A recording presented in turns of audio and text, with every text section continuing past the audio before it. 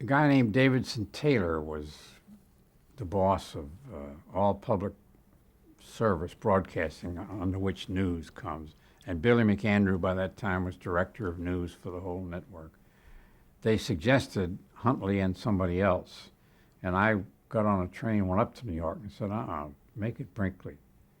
Because Chet is impressive and he's got a magnificent voice, but he's not a great writer. And Brinkley will add the zest to this thing that even though Ray Shearer is a heck of a good reporter, he doesn't have the writing ability of David. And they listened to me. And they put Chet Huntley and David together.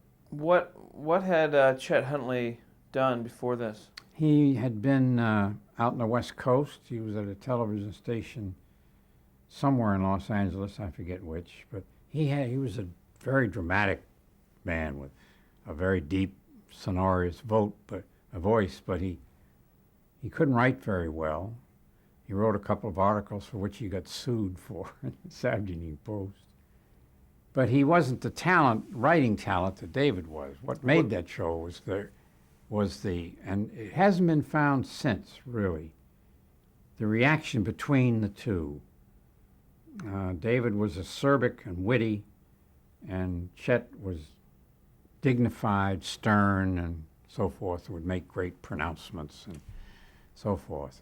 It didn't work at first. The first 6 months were pretty dreadful. We couldn't sell it. It was so bad. But then when it did become popular, it just went through the roof. So Chet Huntley had been on camera before. Oh, He'd yes. been on Yes. And tell me. me, I'm sorry. Go ahead. In Los Angeles. I think Los Angeles. I'm pretty sure it was Los Angeles. And then David Brinkley's background was what? Here. He'd been on camera. He'd started here. Remember I told you, he was here when I came in 46. He was assistant news writer. And they tried him out. He and I, before I went to New York for ABC, he and I put on a 5-minute news program every day at 1 o'clock. Made my mother very mad because my car got stolen, and David found it was funny that there was a case of beer in the car. That's the only thing he reported about, was the case of beer was gone when they found the car. My mother was a teetotaler, and she didn't like that, and she called him up and raised hell with him. But they made an unbeatable combination. That's what knocked, as I told you, what knocked Cronkite off the air.